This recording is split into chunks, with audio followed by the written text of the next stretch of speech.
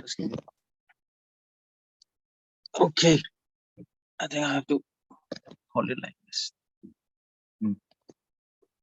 So yeah, Srila Prabhupada ki. Yeah. Yay. I think I'll just begin without delay.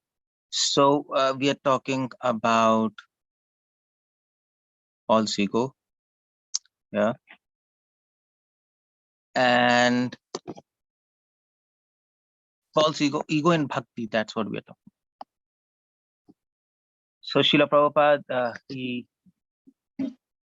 he always said there's some false ego and true ego that's there, and Prabhupada said that there is we have to free ourselves from false ego and not from true ego. Now, basic difference is true ego means that I am servant of Krishna. That's a sense of identity with Krishna. That is okay. Anyway, first I have to define what's ego before I go into true and false. Ego means to identify with somebody else, to identify with God, or to identify with yourself, or to identify with your country. It's an identification phenomenon. So true ego means is to identify with God. False ego means to identify with anything else except God. It's as simple as that. It might be your family, it might be your country, it might be yourself, whatever it is. So in Sanskrit, it's called as ahankar. Krishna defines ego, false ego, as kartarham iti manyate. Ahankar vimudhatma, kartarham iti manyate. When we think that I am the doer, or Prabhupada defines it, I am the independent doer, then that's called as false ego.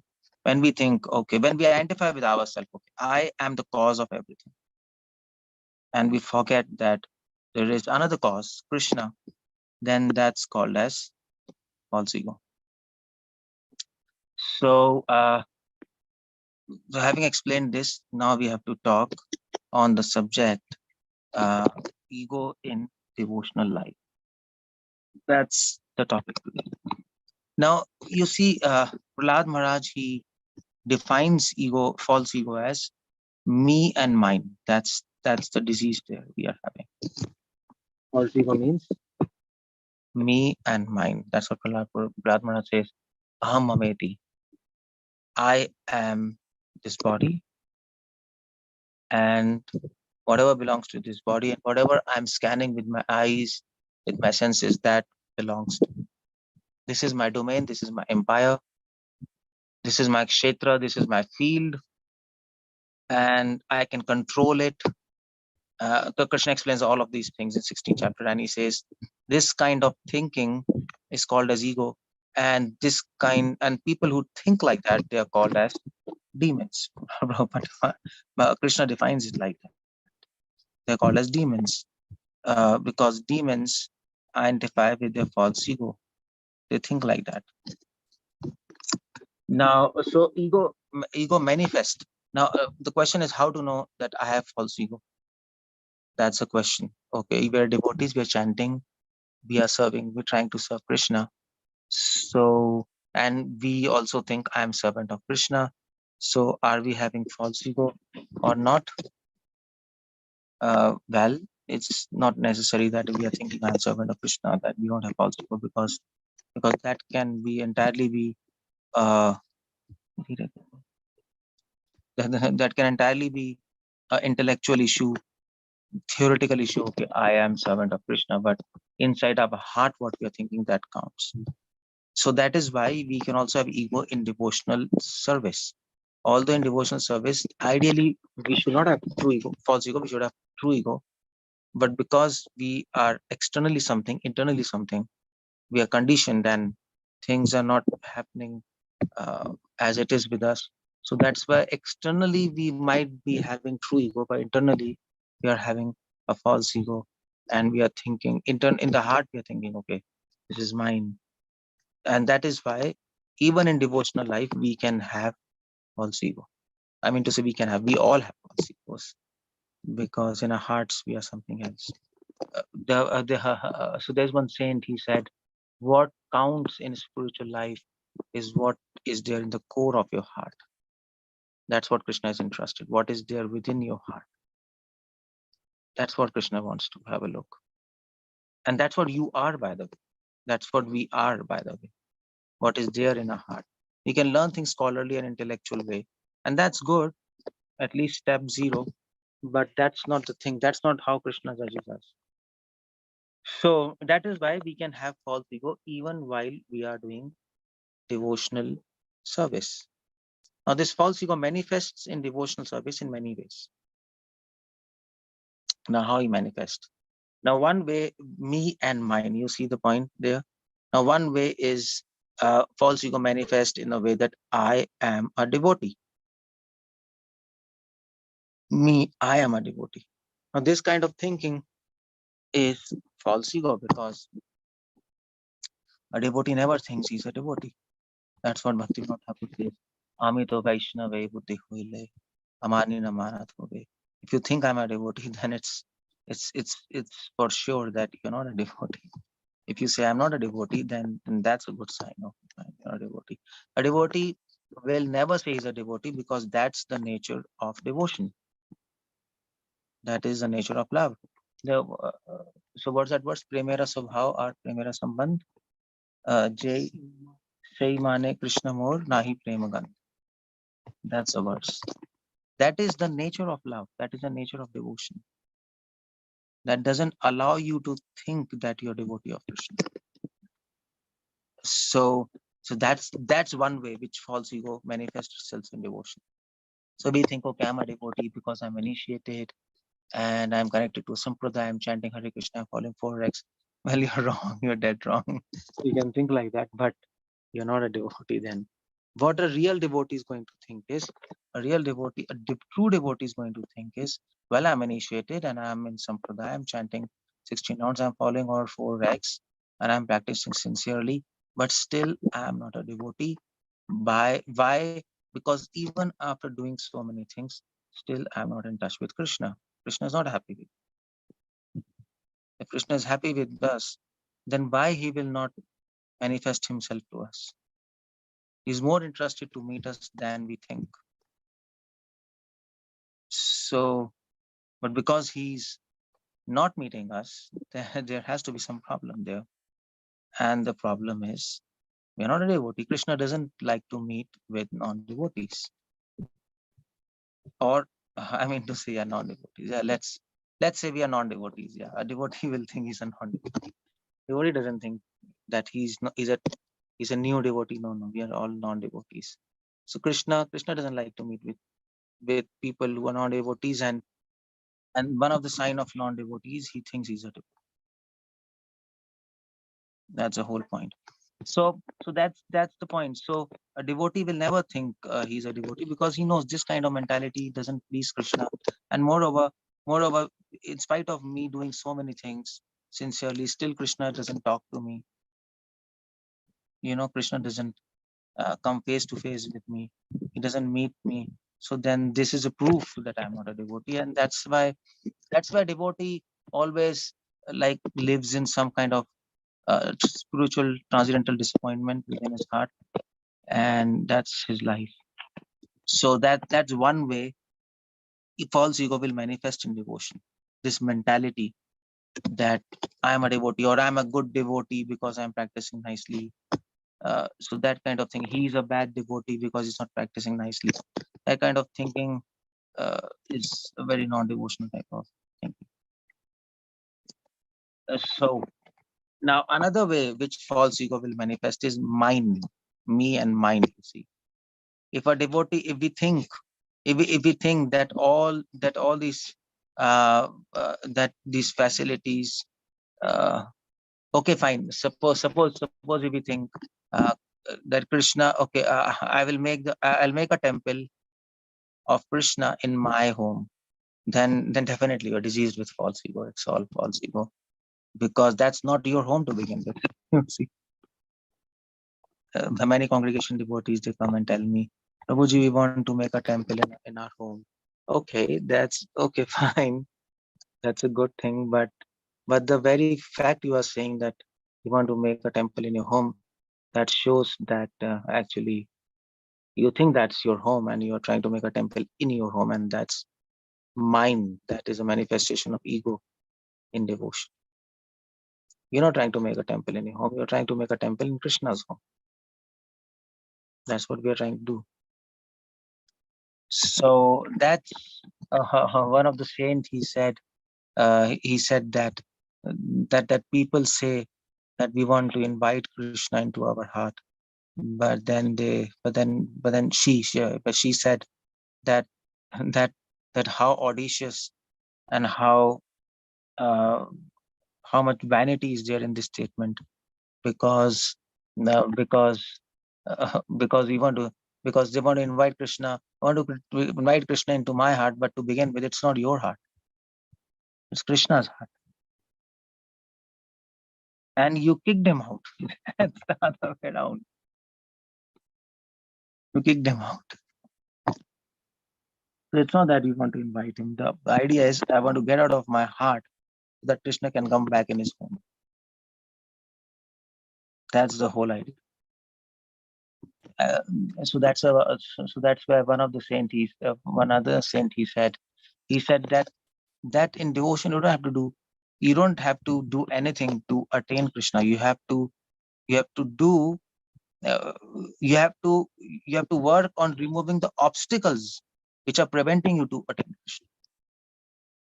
That's the major job, and the greatest obstacle and on the way to God is you yourself. So one of the quotes from one of the Islamic saints is, uh, uh, so he says, beware of your enemy. Um, so maybe he's staying. So maybe your enemy is staying between your two ears. That means he's inside you. What's the enemy? Your falsehood.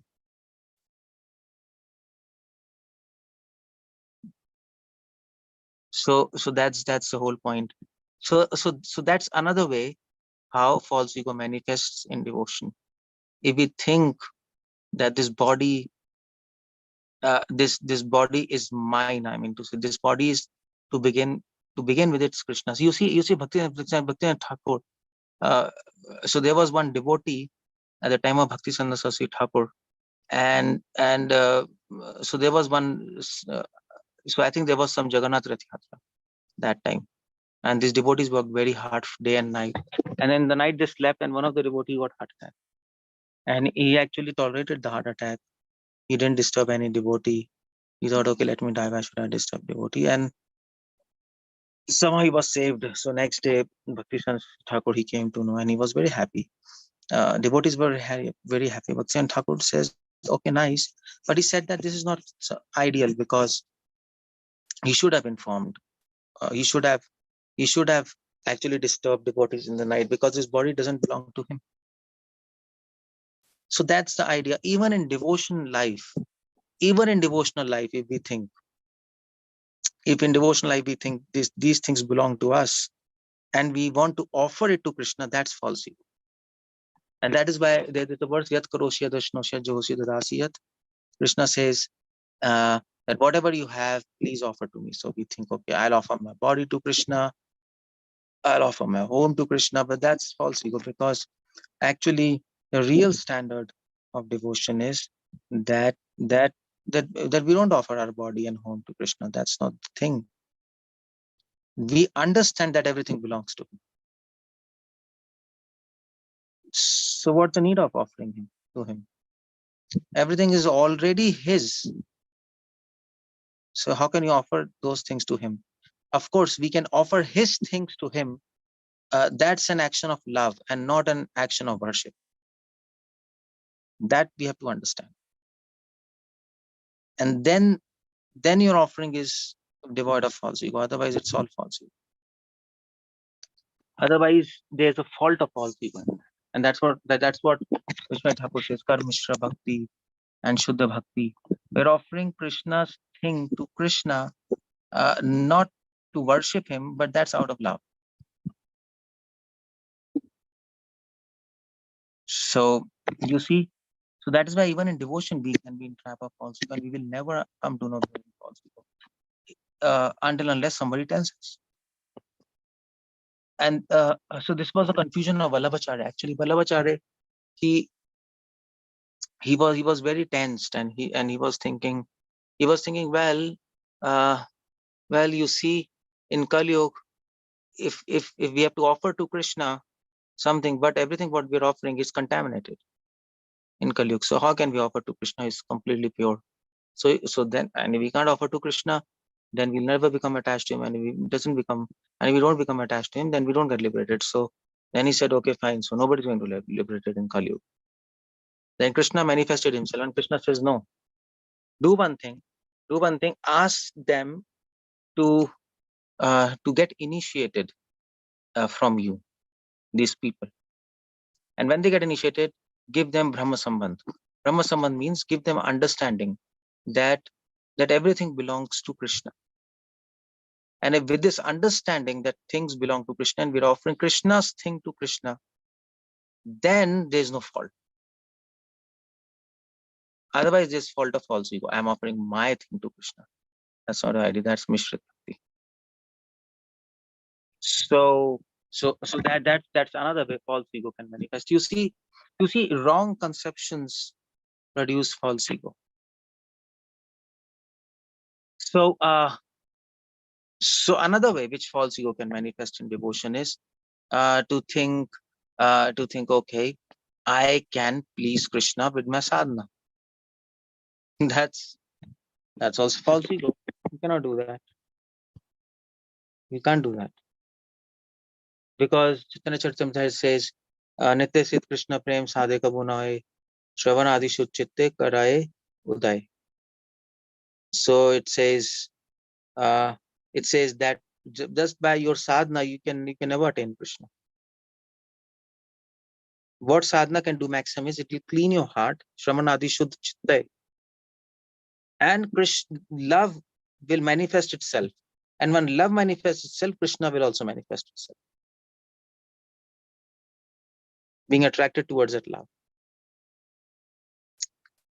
So no sadhana can attain Krishna. If we think, okay, I'll do sadhana, I'll make myself pure, and I'll attain Krishna, this is a manifestation of false ego.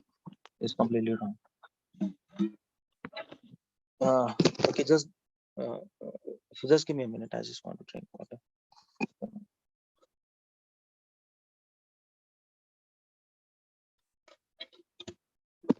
Okay. So you see, that's another manifestation of false ego. A true devotee, what he thinks is, he thinks, okay, I'll do my sadhana with complete efforts. I'll apply my all efforts. Why? Because by sadhana, I'll purify my heart with the help of Krishna. That's also another thing. If you think by sadhana, I'll purify my heart, that's another false ego. I'll do my sadhana, and with the help of Krishna, His mercy, I'll purify my heart. And when my heart is purified, then Krishna, out of his own free will, he will, when he becomes pleased with me, out of his own accord, out of his own wish, then he will give me love, and he will help me attain himself. That is perfect standard of devotion. This is technically called as asadhan sadhan. It is technically called as when your sadhan becomes asadhan. That means when your sadhana, when you lose all, what do we say? When you lose hope that your sadhana can make you attain Krishna, then your sadhana becomes devoid of mercy. So then you might ask me, well, then why should I perform sadhana if I have lost all hope that my sadhana will make me attain Krishna? I'll become depressed. Then I'll not do sadhana. Then I'll lose all the inspiration to chant nicely and do 4 eggs and all these things. No, we lost all hope that my sadhana will help me to attain Krishna, but we didn't lose hope that okay, my sadhana cannot help me attain Krishna, but Krishna can make himself attain if he decides so. Then what's the role of my sadhana? Why I'm doing that? I am doing my sadhana to contain that mercy. That's the whole point there. Krishna Krishna wants to give his mercy. So can you please just hold on? My battery is blinking. I just want to quickly add this and before it goes out.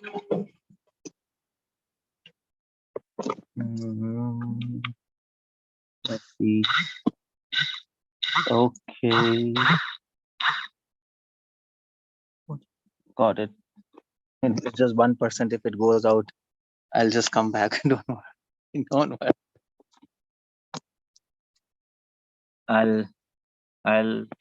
I'll resurrect. Die. Resurrection in 3 days.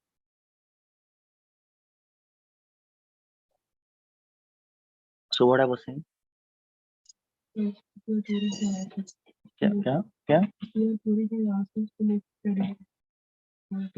No. Our hope is that Krishna can make himself. Yeah. So what we are doing is, so then why we are doing sadhana? We are doing sadhana so that when Krishna gives mercy, we'll be able to hold it in our heart. We're preparing our heart to hold his mercy. We are not doing sadhana so that we can snatch mercy from Krishna or we can capture Krishna. That's not possible. We are just making ourselves clean and a good vessel. Yeah, it is said in Christianity, your practice makes you a good vessel where Krishna can pour his divine mercy.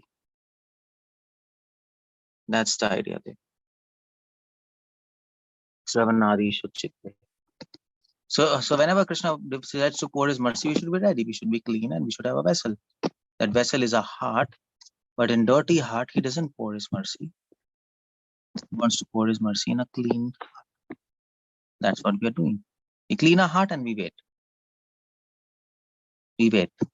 But if the heart is not clean, then even if Krishna decides to pour his mercy, he will not. So that's the point there. So that's another manifestation of false ego. Okay, by my sadhana, I can attain mercy of Krishna. No, that's not the whole point there. Krishna becomes pleased from whom? Nobody knows, actually. Nobody can tell.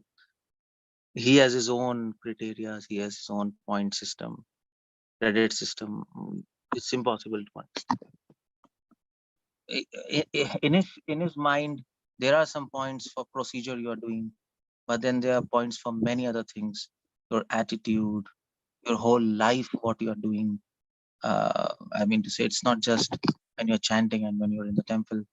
Every moment, what you're doing, what you're thinking, how you're responding to this material world, how you're reacting to situations, everything is there what Krishna keeps in mind. And then there is a point credit system, then there's points, and then there's scoring, and then he gives mercy. So if we think that, okay, by so by our sadhana means by chanting 16 rounds, falling 4 eggs, and reading and Mangalarti, that's not the whole game, that's not the whole thing by which Krishna judges whom to give mercy or not. He has his own system which we can never understand. So that's the whole point. So we do a sadhana, we wait, and we try to pure our life, and then Krishna will give us, no problem. So, but if he decides not to give, that also he can do. I mean to say, you can fully qualify for his mercy. Still, Krishna will not give. Then you cannot question him. Why, Krishna? No, you can't do that. It's his wish. Or Janmadhyasata Anevat Vitareshu Chabike Swarat. He's autocrat. He can do anything what he wants. That's the first line in Krishna consciousness, isn't it? The first line you have to learn is Krishna is God and he can do anything what he wants. That's all. It might seem irrational to you, unreasonable, but yeah, but it's not for Krishna. Maybe in past lives you might have done some great offense by which Krishna is blocking him. He's not giving you mercy, in spite of the fact in this life you are doing everything perfect. But that we can't see, but he knows, and that's the reason. So it might seem unreasonable. Krishna, I'm doing everything, and I'm like sincerely still you're not giving me mercy. Well, there are other factors, lot many other. So yeah, so that's the whole point. Yeah. So that is another way how false ego manifests itself in devotion. By my sadhana, I will attain mercy and Krishna. Okay. Another way which false ego manifests in devotion is to actually directly approach Krishna. That's a wrong way to do things. Bhakti Thakur says that's Goswami says that's called as Angrahopasana. Technically, Bhakti Thakur says I don't want to see face of that person who wants to approach Krishna directly. I don't want to see him in this life or next life because he's full of false ego. So the idea is we approach Krishna through Radha, and yeah, and that is why in an altar we have Radha Krishna, isn't it? We don't have only Krishna. So that's the perfect, yeah. So that's the perfect way to approach Krishna. So that's another form of false ego. Of course, yeah. So that is why we are devotees. We are devotees of not Krishna. We are devotees of Radha and Krishna. You have to remember that. Whatever we are doing in devotional life, that is to please Radha and Krishna. So that's another manifestation of false ego, approaching Krishna directly. And of course, one very common manifestation of false ego is doing sense gratification. that we should not forget. That's very applicable to all of us. Doing sense gratification is the perfect manifestation of false ego, because anybody is doing sense gratification, then he is proving to Krishna that I am egoistic, even without saying anything. You don't need to say anything. You just have to do sense gratification, and Krishna is convinced that you are having false ego. So you can say to Krishna, Krishna, I'm humble, and I'm nothing, and you can think anything, but if you're doing sense gratification in the eyes of Krishna, you are egoistic, because doing sense gratification means you are thinking that this word is for my enjoyment, and that's the grossest form of sense gratification. That's a demon. For my enjoyment, everything is for Krishna's enjoyment. So you see, in that sense, false ego. So in that sense, until unless we are trapped in sense gratification, in the eyes of Krishna, we are egoistic. You don't have to say anything. You don't have to do anything to actually so that Krishna will have to decide you're egoistic or not, simply because you're doing sense gratification. That's the evidence. So that is the most common manifestation of false ego, sense gratification. And of course, extreme manifestation of false ego is to say that I am God. Mayavad. Mayavad is an extreme manifestation of false ego. Atma Paramatma ek hai. Soul and super soul is one. That's ultimate manifestation of false ego. So in that sense, Mayavadis are even worse than demons. If demons go to hell, Mayavadis, for Mayavadis, they have to make a special hell, it's not, doesn't exist. So 24 hells, they have to make a special hell for them.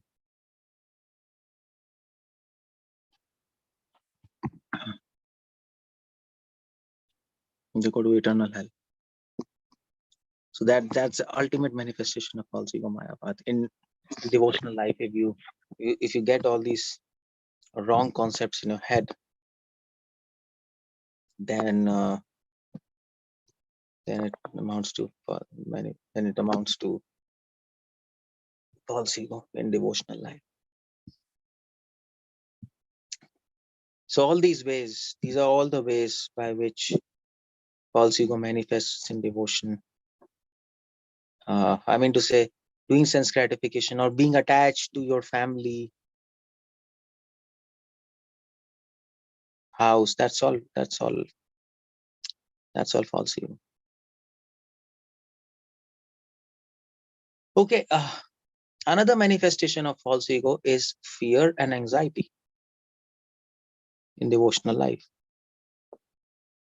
If we experience fear in this material life, if we experience anxiety in this material life due to material disturbances, that's a negative expression of false ego.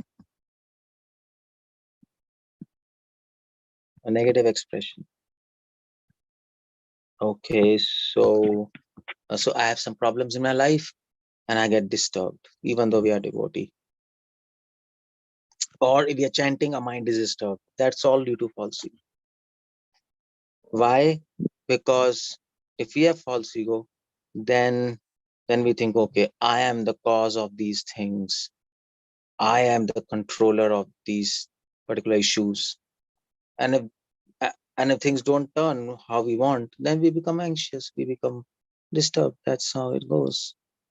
But for a true devotee, he will never get disturbed because he knows that he's not the controller, he's not the cause, he'll do whatever is the best and then live on Krishna.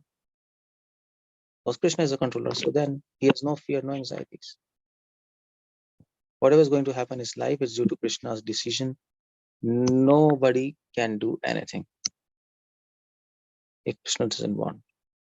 That's what a true devotee is. So that is why we are experiencing fear, anxiety, and fear and anxieties in this life due to some mundane issues and mundane problems, and this means you're still having false ego. That's an expression of false ego. If while chanting your mind is going haywire and completely here and there, still we are having false ego. So all these, you see, I can keep on talking, but then you'll all become depressed. False ego. Then I mean to say, my question is, so my question is completely reverse. The question was the role of false ego in devotion, but my question is, at what moment we are free of false ego? There is no moment. We are completely immersed in false ego. What I have spoken, if you think about it, we are completely immersed in false ego. There's not a single moment we are free of false ego, and that is why Krishna is not with us. Krishna is not there. Krishna is in the altar. Krishna is in your altar. He's not in your heart. He's not with you. You see, isn't it? I mean, if you don't believe me, go and check your altar. He's there. You can just go. He'll be there. He's not there with you, and that's all. So now the question is what to do. What can be done in this situation? It's a pathetic situation, and what can we do? Is there no option, no way? It's a hopeless situation or what? Srila Prabhupada says the only thing you can do is cry. In Nectar of Devotion, he says one thing. That's something internally you have to do. Krishna, there is no hope. I am like this. Please help me. When you cry from your heart, while praying, while chanting, then Krishna is obliged to help. Now, that's something internally to do. Externally, what you can do is now we have to in this situation we have to please Krishna somehow. You see, that's the whole point. And Srila Prabhupada said it's very difficult to impress Krishna. How can you impress Krishna? Krishna is God. So what we have to do is we have to try to do something extraordinary within our limits, within your adhikar. Do something for Krishna. Prabhupada says do something for Krishna. That is why there's preaching, there is risk in preaching, there are problems in preaching. We keep on pushing, we keep on doing things in spite of so many problems.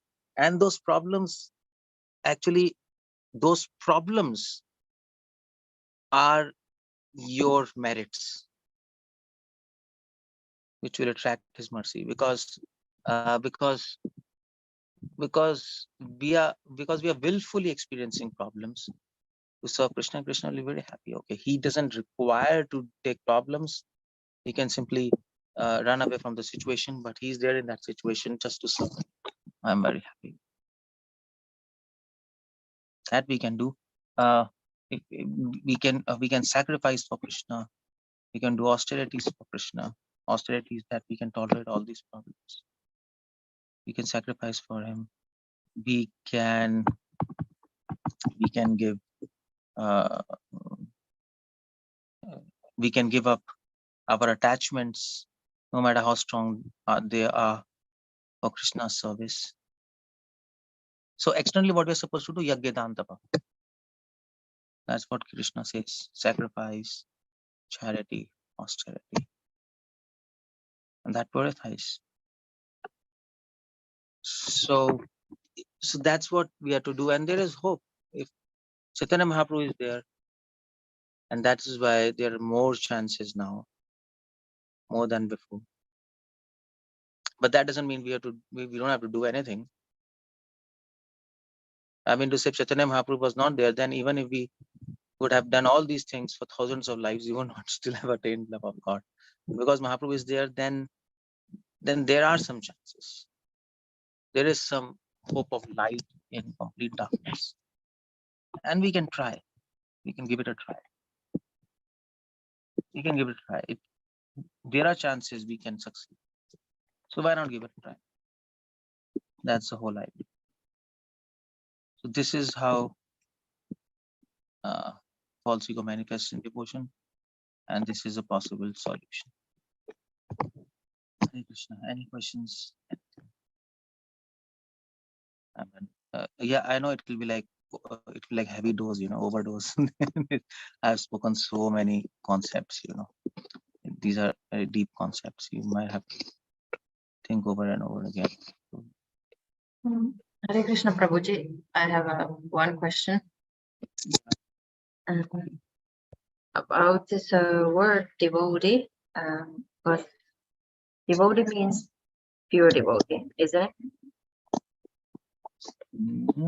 Or like devotee means, I mean, yeah. So what's the question? I can't. Yeah. So just about this concept that if the pure devotee means pure devotee. So then how we should use this word devotee, because it's very generally used in ISKCON or between Vaishnavas. No, so then like how who we can call devotee? Is it that everyone who is we like call respectful, or like how we should use it? That it's like respectful. No, we call devotees in a very general sense. I mean, to say what other word we should use. We can't use non-devotee. So, and we can't use you're a half devotee, you're 3.5% devotee. Like, we can't do that. So in practical concerns, we call everybody as a devotee, but every devotee has to understand in his mind that actually we are not a devotee. Devotee is, you're right. Devotee in real sense is a pure devotee. And I'll give you example. Just like we say, this example is given in Vedas. So just like we say ghee. So you know ghee, isn't it? Yeah. Yeah. So ghee. So we say ghee. So Vedas says, okay, ghee is the purest form of milk. But in Kali Yuga, ghee is contaminated also. There are so many versions of ghee which are completely contaminated. Yeah. So that is why then we have to say, okay, so ideally ghee means pure ghee. 100 years back, ghee means pure ghee. But now because there are also adulterated ghees, so then we have to write pure ghee. So everybody who brands and advertises, they say we have pure 100% pure ghee. 100 years back, it was not required because ghee means ghee. Nobody even thought of adulterating it because there were so many cows. There was excess of ghee. So nobody has a requirement to adulterate it and sell it. So that's the whole point. Devotee means pure devotee. But Okay. because in this age, in this Kali Yuga, we are so fallen, we are so conditioned. So that is why we have to use the word pure devotee and new devotees and like that. So pure devotees is like Prabhupada and all, and new devotees, we are all like new devotees or like half devotees, something, whatever it is. But for practical concerns, we say devotee, but every devotee has to understand this distinction in his mind. That's the whole point. If they don't understand this distinction in their mind, then they are egoistic. Is it clear? Yeah. Thank you so much. Hare Krishna.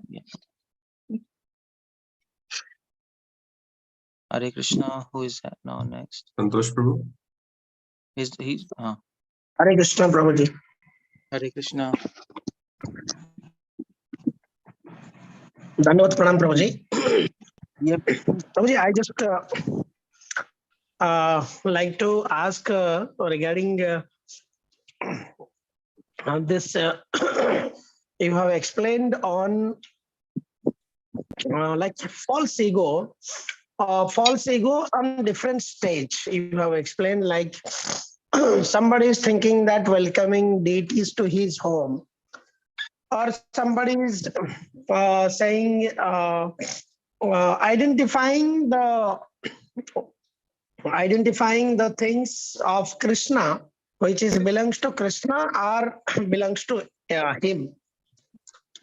So, but Prabhuji, my here my doubt is making everything is belong to Krishna is is there, but somehow because Jiva is an individual entity, Jiva is individual and the Supreme Lord is individual, part and partial being.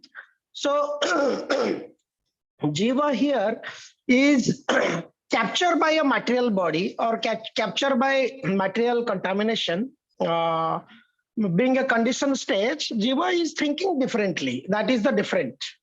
Jiva is not thinking the way he's supposed to think. He's thinking differently. I, me, and mine. Aham, mama, iti. So from aham, mama, iti stage, Jiva, when he's practicing devotional service, when he's trying to get rid of this aham, mama, iti condition, so Jiva is trying to bring Krishna consciousness to his material condition. So he is praying that like there are so our Vaishnava song says Mama Mana Mandire Raho Nisidina. It's a lecture or a question? No, Prabhuji, this is my question. I'll end in a minute, Prabhuji, in a minute. So here Jiva is praying that come to Mama Mana Mandire, and he is praying that come to my heart or come to my house. So my question is here, living entities identifying in devotional practices as mine. So my question is, Prabhuji, that this calling out mine or my heart or my mind or my house is Is it affecting very much devotional service in a practicing stage, Prabhuji? Well, Bhakti Because Thakur says, if somebody will go into everything into Krishna's, then maybe somebody may. It is my question, Prabhuji. Please forgive me. So maybe everything belongs to Krishna. My mind is Krishna. My heart is Krishna. My everything is Krishna. Maybe is it there a chance somebody may say that I am Krishna, or if everything is Krishna, I am Krishna? well, first of all, Sorry, Prabhu. Please help me to understand on this, Prabhu. first of all, I'll tell you, my mind is Krishna's, my body is Krishna. This is wrong, because it's not my body. It's Krishna's body, and we are wrongly saying my body.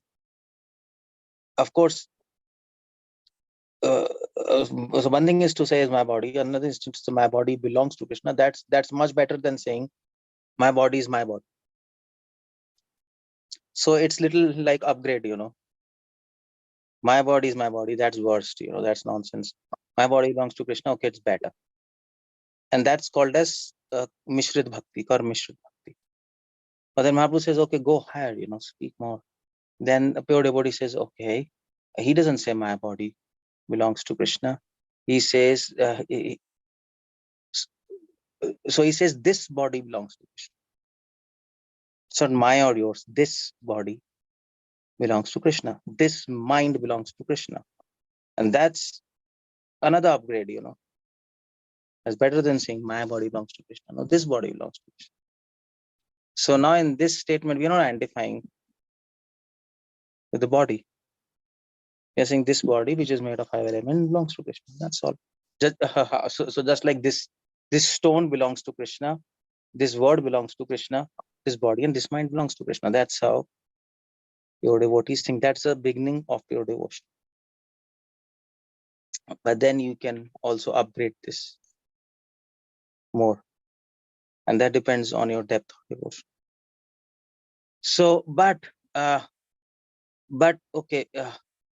we see in the poems of acharyas and saints that they say, just like Bhakti Thakur says, Mama Mana Mandire, Krishna, please come in my heart.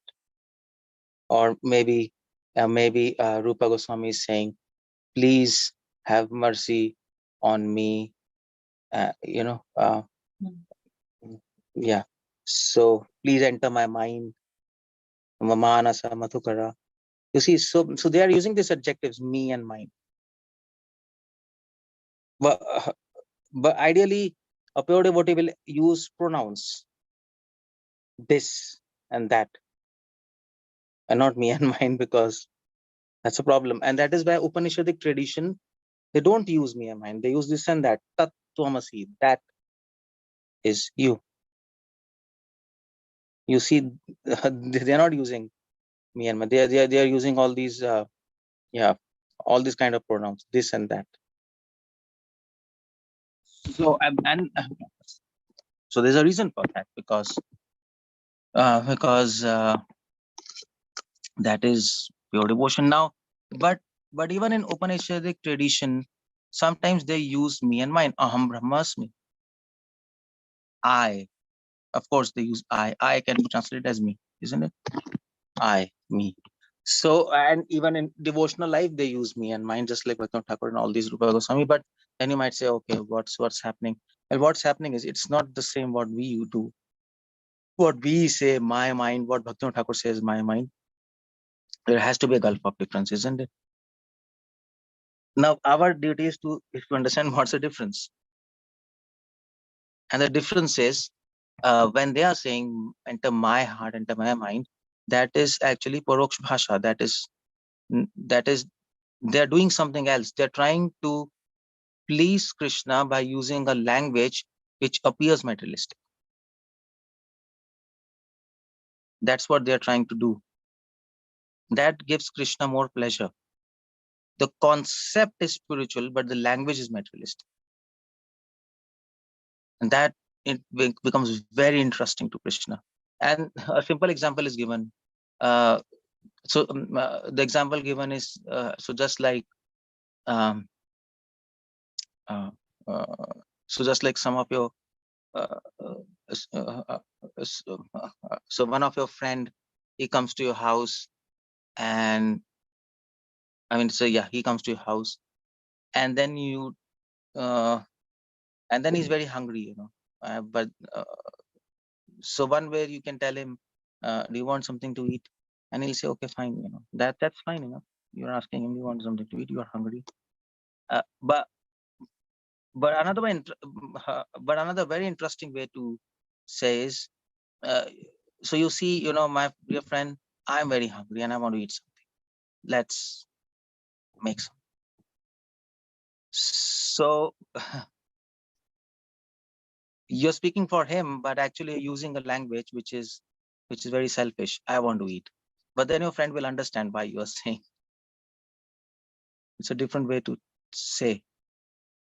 Because if you tell your friend that, are you hungry? Should I make something? He can always deny, because he can think in his mind, see, because of me, he will get unnecessary, unnecessary has to cook for me. So he might say, no, I'm not hungry. That's okay.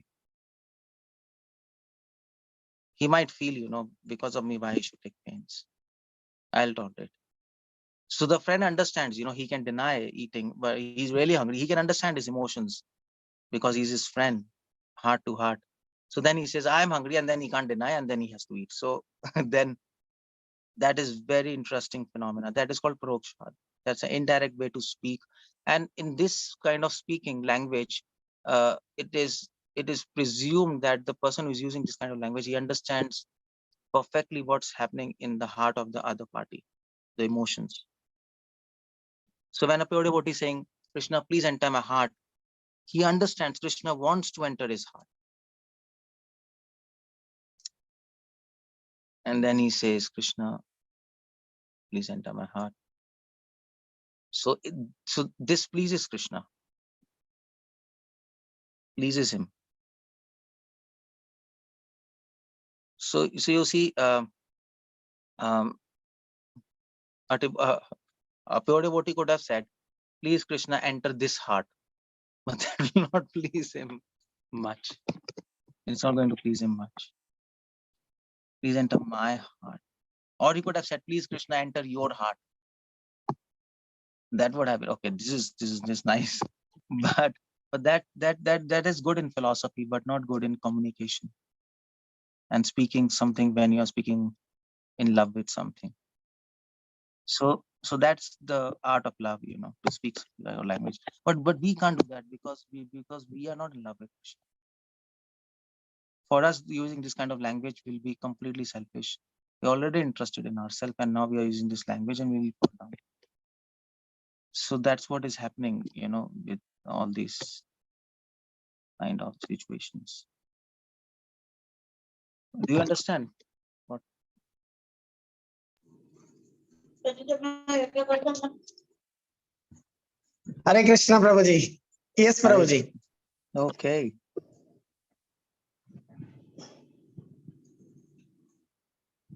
So, Prabhuji, in our prayer, again, just one small question to you. In our daily prayers, so referring to the class today, in our daily prayer, so we can pray using mine or ours or all these things, and we can think that way to come to because we say it is very common thing for a grasta or a person living in material world coming my things as a bodily conception of life as we are captured with this material body.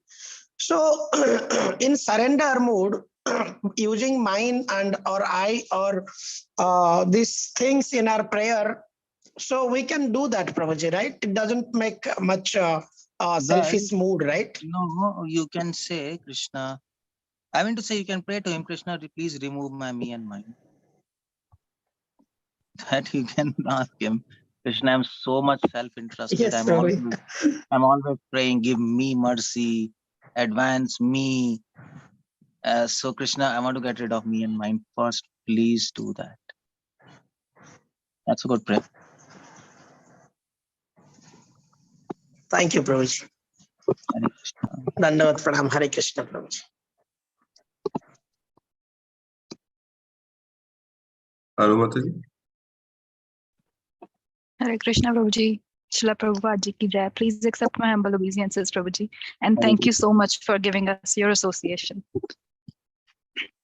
Prabhuji, Yeah. I do have a couple of questions.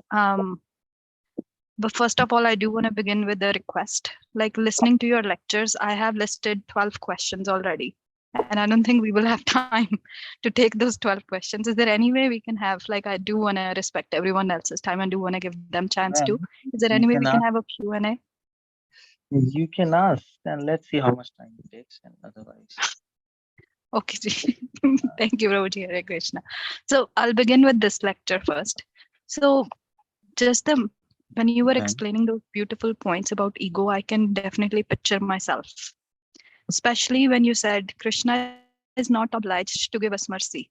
Just this mere fact is very scary. You know, कि Krishna अगर हमें ठुकरा देंगे, we have nowhere to stand. So फिर clearly it's telling that I am egoistic, you know. I'm sorry.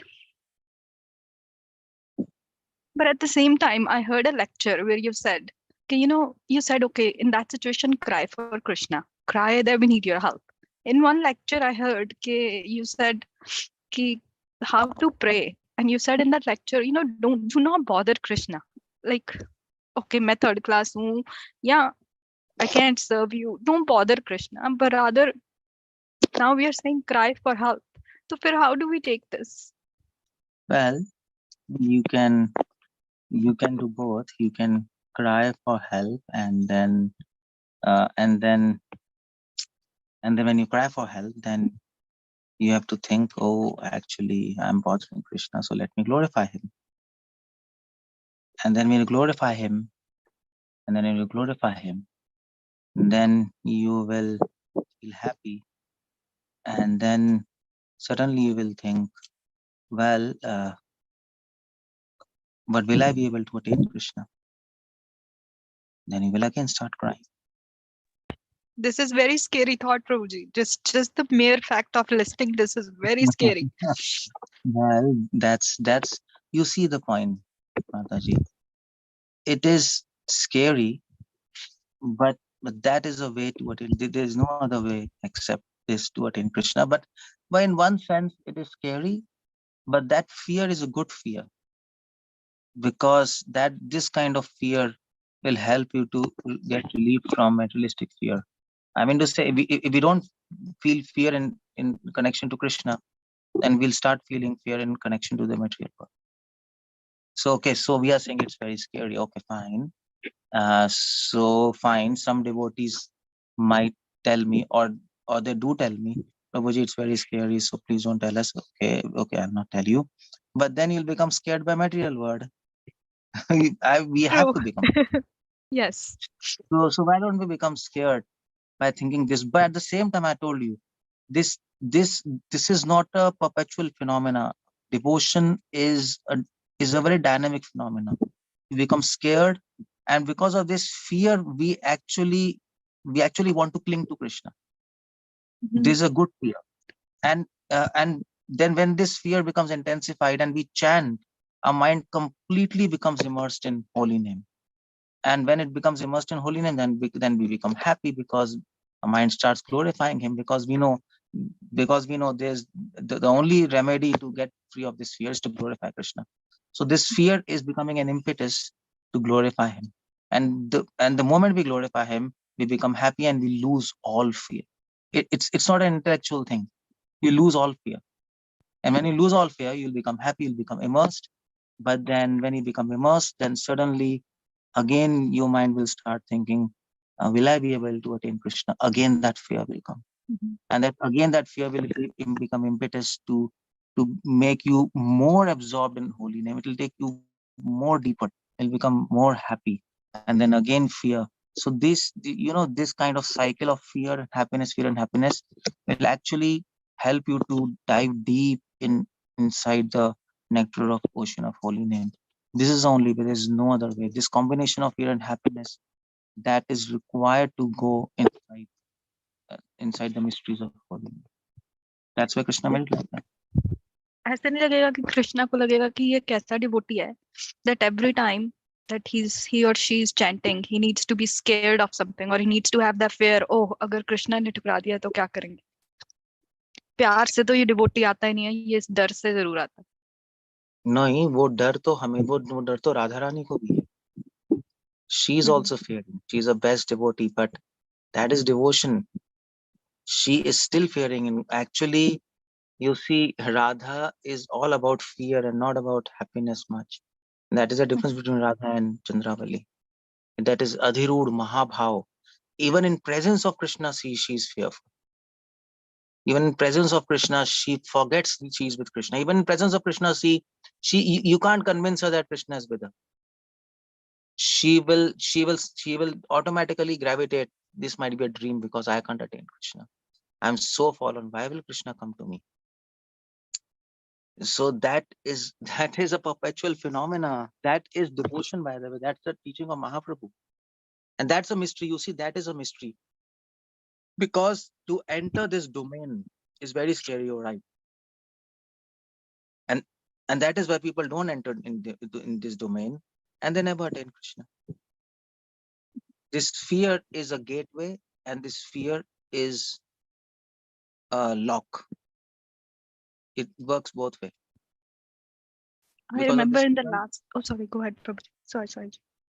Yeah, anyway, I mean, this fear is both, it can help you to attain Krishna and it can also block you. So people, devotees who are not in good association, they get blocked. Oh my God. But devotees who are in association, the devotee says, okay, no, so actually keep on walking, don't worry. And that is the way. And so one of the great saints, he said, if you want to find Krishna, search him in sorrow. That's the place you'll meet him. So that's how it goes. I remember in the last lecture, when I asked the question, you said, one thing that I was missing is putting Mahaprabhu in the equation. So I started reading Chaitanya Charitamrita and Mahaprabhu, one of the lecture I heard from you, you said, Mahaprabhu is so merciful. One thing he doesn't want is the devotee to be kapti. But then Yeah. I'm questioning myself, I am kapti. So No, मैं कृष्णा राधा कृष्णा की भी hope नहीं और महाप्रभु की भी hope no, नहीं. Bhakti is a different thing. Bhakti is hypocrite. Hypocrisy, you're not hypocrite. Hypocrisy is actually willfully planning to do something wrong. We are not willfully planning. We are trying to avoid, and we feel guilty when something happens wrong. Kapti will never feel guilty, and he'll be okay with the fact, whatever wrong he's doing, and he'll be actually planning more than before, and he'll not be planning to correct himself. So we might be weak, but we are not hypocrites.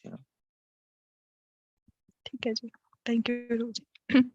I will ask other questions, but I'll let other people ask first. Thank you so much, Prabhuji. Hare Krishna. Dhanavad Pranam ji.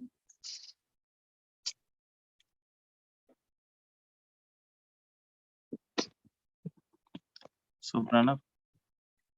Yes, Hare Krishna, Prabhuji. In many of your lectures, you keep saying that Krishna likes this indirect speech, and just now also we had a small discussion. But this is only in the stage of Raganuga Bhakti, right? Of course, we can't use it. Yeah. We can appreciate it, but we can't use it now, and we can try to appreciate this kind of thing. And when it comes, it comes.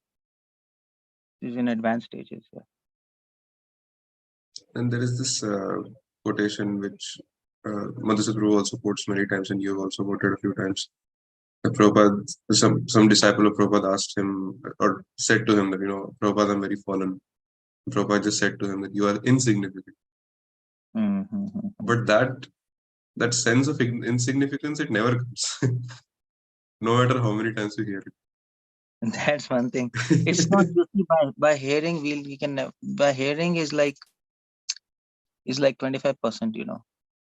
That 75% it comes by, that is a gift. It's not an intellectual adjustment. Hmm. We can hear, we hear not to understand we are insignificant, but we hear to hope that one way we will become insignificant. There's a difference. So over the time, Krishna will give us this gift. The more we hear, the more we will desire that we want to become insignificant. And when the desire becomes strong, Krishna will give this gift. Okay, now you will feel and realize that you're insignificant. So that, to wait for that. Thank you very much for it. Correct. Archana Mataji has a question. Hare Krishna, Prabhu. Dandavat Pranam. Thank you so much, Prabhuji, for a lovely class. So, Prabhuji, I have two questions. One is, you said Krishna is Swarat. We might do everything right and he might still choose not to give his mercy. But Prabhuji, we also have heard that the mercy of Krishna and Guru is always there. We are not able to take it. So how do we understand this? Well, we are not, you see, we are not able to take it. That's one thing. The mercy is always there. But he can also receive his mercy, isn't it? If we do offenses, he can take it back. That's also one phenomena. And if he wants, he can block it. So it's his wish, entirely his wish. He So can block, he can take back, or he can just allow the mercy to flow. And when you become qualified, you'll be able to take it. So, but even if after you take mercy, he can again take it back from you. So there are so many possibilities there. It's not fixed. So, and also one more thing, Prabhuji, you said that whatever we do, whatever sadhana we do, like we can't think that is really going to please him. It depends. But then Bhakti Siddhanta Saraswati Thakur also said that, you do such a thing, you don't try to see Krishna, you do or work in such a way that he will want to see you. Means in other words, he's saying you try to please him by doing something. But then here we are saying that nothing we do can really please him. So it both ways, no? We are saying, okay, try to do something which will please him. Okay. Now if we start thinking, okay, I'll do something which will please Krishna. That's okay. To think I'll do something. Okay. And we start doing something or whatever we want to do. We start doing something. But then in our mind, we also have to know that, okay, whatever we are doing to please Krishna, that is my perspective. That is what I think this will please him the best. But in his mind, this might not be the case. You see, so then a possibility comes. Maybe he's not pleased by my whatever I'm doing, because I don't know that whatever I'm doing will please him, because I don't know whatever I'm doing. There might be faults. There might be something wrong there. I don't know exactly what is happening there. Or maybe I'm doing something which I think will please him, but actually that will not please him. Or maybe Parampara says if you chant 16 rounds, follow 4 legs, that will please him. Of course, to a certain extent, that will actually please him because we are following orders of Parampara. The fact Krishna is pleased that we are chanting 16 rounds 4 legs, it's not because we are chanting 16 rounds 4 legs, because we are actually following the orders of a pure devotee. Otherwise, we have to chant 64 rounds. But Prabhupada made it 16 rounds. Okay, so Krishna is obliged to become, because his devotee is saying he's following, so that's okay. So that's the whole point. So it is both things. We do something to please him, but we don't have ego of that whatever I'm doing, that will really please him. Ego means I'm thinking whatever I'm doing, that's perfect and that's going to please him, but that's not perfect, we know. So devotee is conscious, I'm doing these things to please him, but I'm conscious that there must be some errors because I'm not perfect. That's reality, that's not humbleness. And of course whatever I'm doing, there are some errors, and of course there will be some offenses because I'm nonsense, I'm complete fool, I'm envious. So considering that fact, how will I please? So that's a dynamic thinking happening in his mind. So then what to do? Then well, I can keep on trying, but then there comes a role, then a devotee starts crying, Krishna, please be pleased by my service. And that's what many devotees are praying. Please be pleased by my service. Why they are saying this? If they know that whatever they're doing there, it pleases Krishna, because they know that how can you please him by your perfect service? So they say, please be pleased with me, but they're not convinced that still Krishna will be pleased, because it's very difficult to please him. You see, Krishna is the supreme enjoyer. It's very difficult to please a person who is expert at enjoying. He's already enjoying so many things.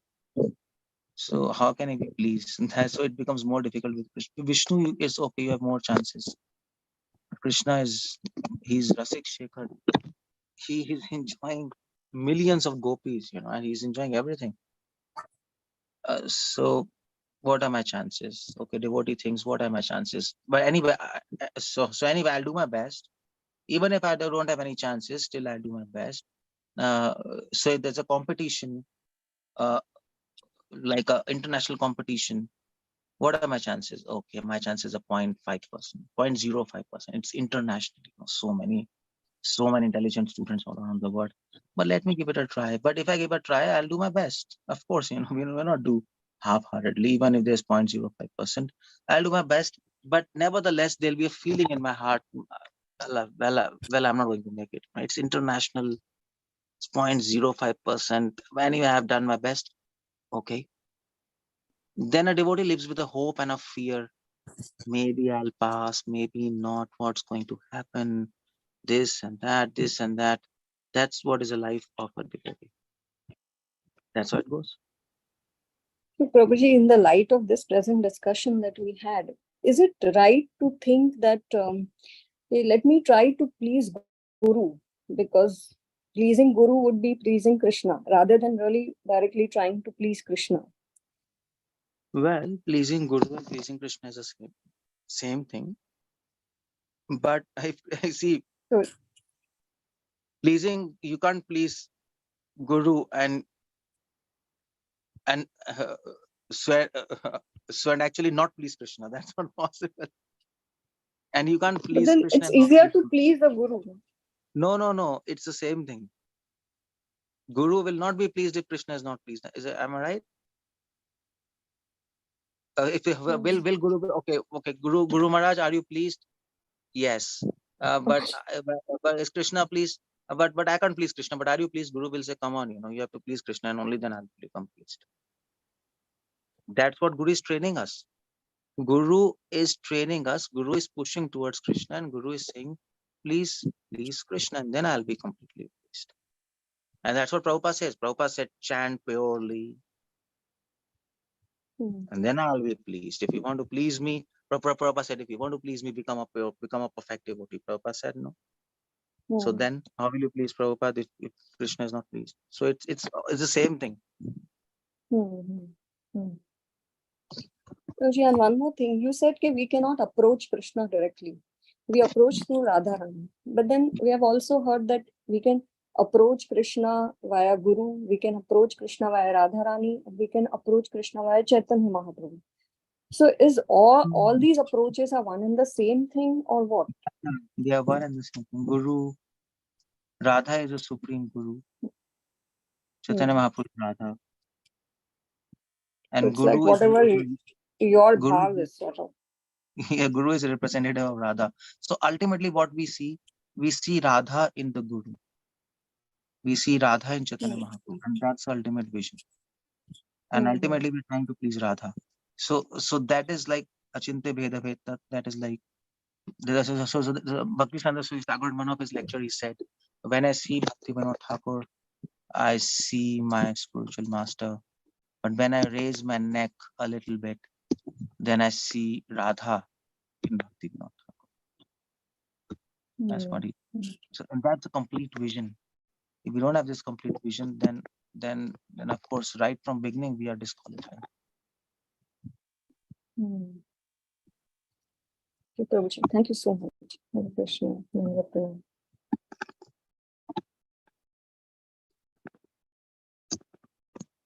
Okay, Pranav Prabhu. It's अनुमाता ji questions ले सकते हैं अगर किसी और की कोई नहीं. yeah. She had a last question. She can speak on. ठीक She है has a Prabhu full ji, list. thank you so much. I have a list. I'll ask one question if possible to begin with. You said अभी आपने example दिया. You said sorry. When we say we are in sadhana, we are trying to we say with Krishna's mercy, Krishna is helping us serve, and we are trying our best. Sometimes I have this feeling that we say we are trying to practice sadhana with Krishna's mercy, but sometimes this feeling comes that we are still so selfish that through the sadhana we are still thinking about ourselves. Like, what are we saying? We are saying, I want to purify my heart so I can serve you. So that's still I. मतलब ये Yeah. feeling तो है ही नहीं कि I want to serve you. The feeling is चेतो दर्पण मार्जनम, so I can serve you. Like, गोल गोल घूम के we are at I ourselves. यही तो सीखना है कि हम अपने में घुसे हुए हैं. We are trying to put Krishna. We are trying to use Krishna to actually fulfill our own I and me and mine. That's what we are in this situation. It's all mixed. Might be Krishna, it might. So. फिर कैसे करें? अब साधना में तो we keep on doing the same thing. बस एक काम करो, always glorify. बस इस चक्कर में पड़ो ही मत. Glorify me, advance me, वो me. बस just sing his glories, just sing his love with Yashodama, Krishna and his pastimes. बस उसी से अपने से निकल जाए. ठीक है जी. एक और क्वेश्चन पूछ लो प्लीज. It will be अपने एग्जांपल दिया कि sometime devotee says I want to make temple in my home. So what, with this example, you're actually saying, okay, we need to learn that everything is from Krishna and we should link it with Krishna. So this is a science, है ना? ये science तब तो हम apply कर लेते हैं when it's situations are perfectly fine. It's very easy to apply. But when situations go other way, then this science becomes hard to apply. And then if I talk about myself, I become a doer or I become a controller. I try to control things. And then I reach out to Krishna when I can't control myself. No, it's not like that because we are conditioned. That's why it's happening. Good conditions, bad conditions, and nothing to do with devotion. It's ahetukiya pratiyata. It's nothing to do with. Actually, ideally, it should nothing to do with devotion. Devotion is completely transcendental platform. Good and bad, worse. This absolutely doesn't affect a devotee because in good times he's seeing Krishna and bad times he's Krishna. It's all plan of Krishna. So everything is for him. So, but if we are getting affected, then we need to work on ourselves more. We are still not on proper platform. And in that case, because we are clearly not there yet, how do we? What should be the work plan then? See, I'll tell you. It's very simple. Simply glorify Krishna. But we don't want to do it. We don't want to glorify him. We want to think everything under the sun. Simply you have to say, you know, Krishna, you're nice, your devotees are nice, and learn some songs and bhajans, and in your heart always glorify his qualities, read from Rupa Goswami, and that's all. And then Krishna will actually inspire everything from within the heart. He will lead you. ठीक है जी. Thank you so much, Prabhuji. Thank you so much. Hare Krishna ji. Dandavat pranam. Okay, I think it's done, and we'll end up there. It's already Thank you very much. okay. Pranam Prabhu, Hare Krishna. Madhusetu, Hare Krishna. Yeah. Fine. We'll meet next time then. Oh, this class is daily. Daily is happening. This class, huh? Madhusetu? Yes, Prabhu. This is daily.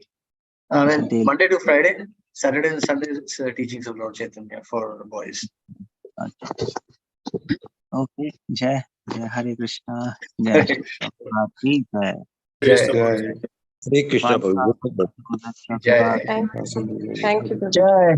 Hare Krishna, Prabhuji. Dandavat pranam. Thank you so much. Hare Krishna, Prabhuji. Thank you, Pranam. Prabhuji. Dandavat pranam. Thank you so much, Prabhuji. Hare Hare Krishna. Krishna, Prabhuji. Dandavat pranam ji. Dandavat pranam.